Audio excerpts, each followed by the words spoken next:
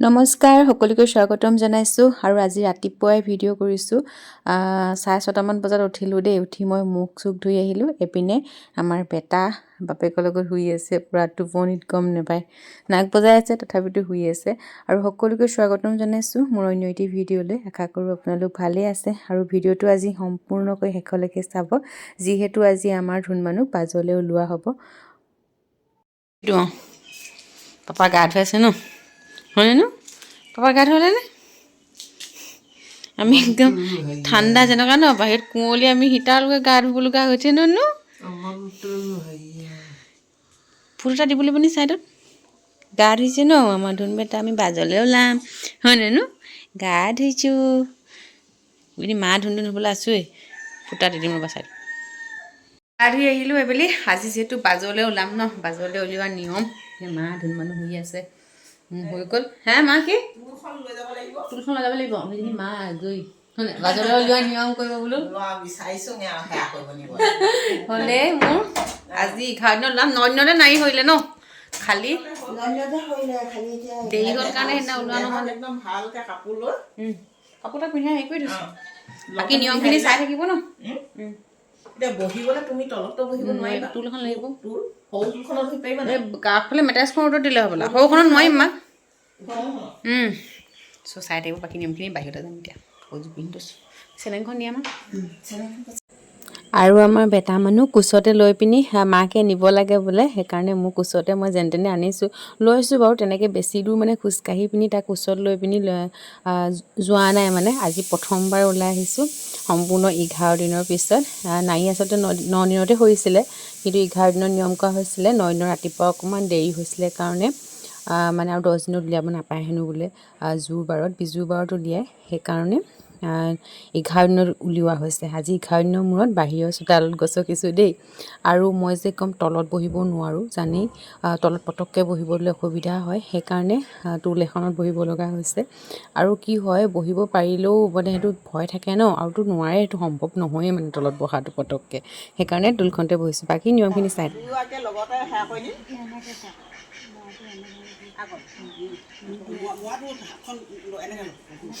আগলৈ আহিল নেকি ই পিনে লাগকচোন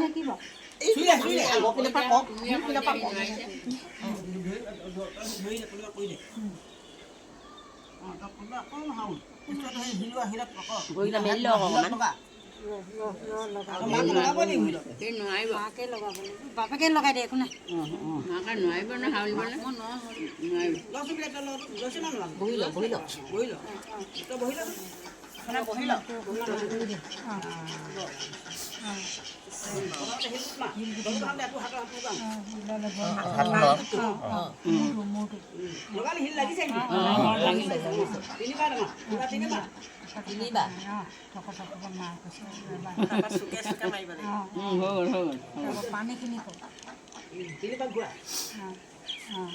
পানীলে ভয় নকৰিবি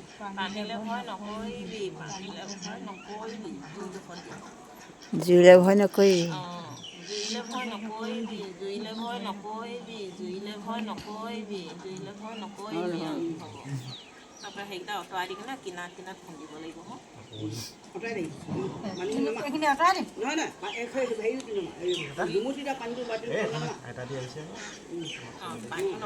খুন্দিব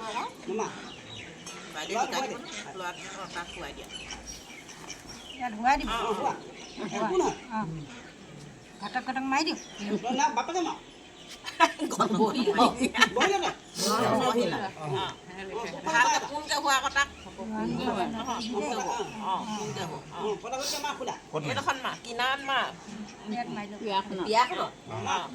পানীলে ভয় নকৰিবি এইপিনে মা জুইলে ভয় নকৰিবি এইডোখৰত মা মাৰ কথা শুনিবি এইডোখৰত মা বাপেৰ কথা শুনিবি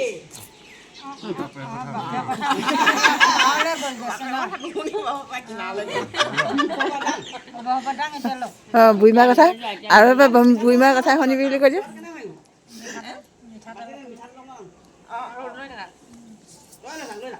কাপোৰখনে মুখখন ঢাকি দিয়া নে কাপোৰখনে মুখখন ঢাকি দিয়া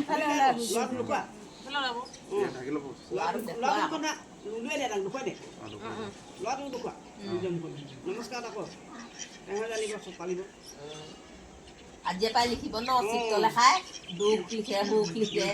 গধু লিখে এতিয়া ৰাতি দিয়া কাপোৰখনে মুখখন নহ'লে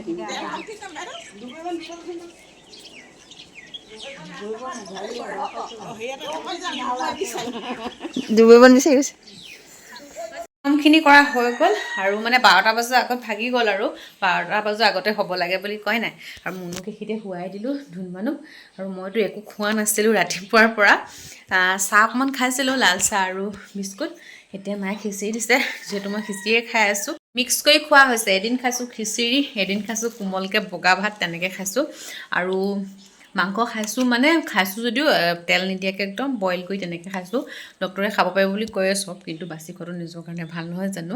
আৰু জানেইতো যিসকলে চি ছেকশ্যন হৈছে কি খাব নালাগে কি লাগে সেইকাৰণে এতিয়া খিচিৰিকে খাইছোঁ আৰু লোভিয়া মাহ দি পিনি বনাই দিছে আজি একদম চিম্পুলকৈ বনাই দিছে মায়ে আৰু একচুৱেলি কি হয় মই খিচিৰি খাই সাধাৰণতে বেয়া পাওঁ কিন্তু এতিয়া উপায় নাইকিয়াত খাব লগা হৈছে আৰু খাই অভ্যাস হৈছেগৈ আৰু পাপা কোচত ধুনমানে উঠি আছে ন এনাই আনিছে এয়া চিত্ৰলৈ খাই লিখিবলৈ হয়নে এইটো আমাৰ জাতৰ কৰ্ম ৰাতিকৈ বোলে চিত্ৰলৈ খাই লিখিবহি থৈছি ন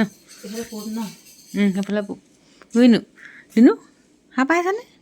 খানাই ব মোৰ কি লিখিছে হাঁহ পাইছানে পাপা নিচিনা হৈ পিনি কৰিছে এনাই ঠিক কৰিছে দেই এইফালে চাৰিত গছ জ্বলি থাকিব ন ৰাতিটো ৰাতি জ্বলি থাকিব সেই নহ'লেও তেল দি দিব লাগিব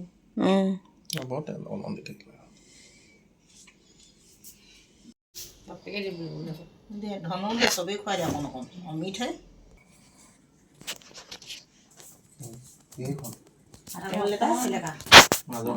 দে অকণ ওপৰত দিব দেই মুখত ভৰাই নিদিবা মুখত লগাই মুখত দিব আৰু তাকে দিব এতিয়া কৃষ্ণ দেহা তোমাৰ অমিত খুৱাইছোঁ যে তোমাৰ যেন জীৱনটো সদায় অময় হৈ থাকে ৰ'বা অকণমান উঠটো লাগক আজি লগাবলৈ দিছে আকৌ আজি কৃষ্ণ নহ'লেও উঠটোত লগাব লাগে কৃষ্ণ বিয়নি এখন লগাই দিয়ক মাকে নখুৱাই মাকেও খুৱাই দিব মাকেও লগাই দিব আকৌ অকণমান